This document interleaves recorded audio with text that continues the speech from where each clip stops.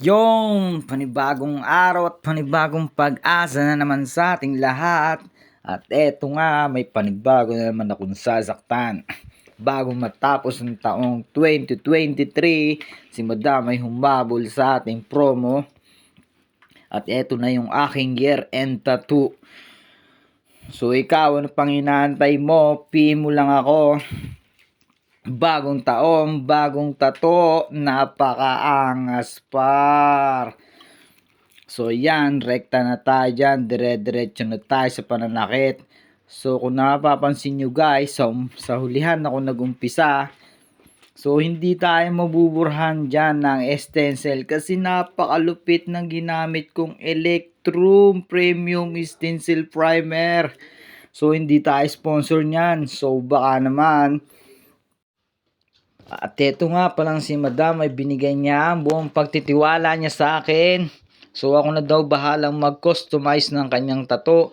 So yan ang ginawa ko. Nilagyan ko ng Little Perry kasi babae yung kanyang anak. At ilagyan ko ng maliit na puso. At yan, pangalan ng kanyang anak yan. So nagustuhan naman niya ang aking ginawang design para sa kanya. So yan, rekta na tayo dyan.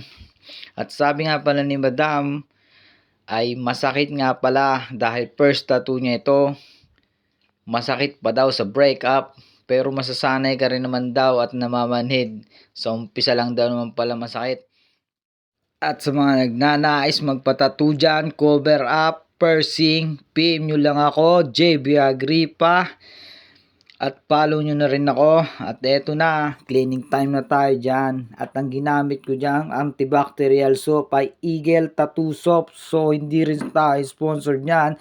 So baka naman. At eto na yung final outcome. Baby, you are my light， 你点亮我的爱 ，Forever shine， 命中注定的安排，我明白。 Salamat sa buong pagtatiwala. Mapanakit ng Taiwan. JB Works lang sa kalam. Yo, peace out.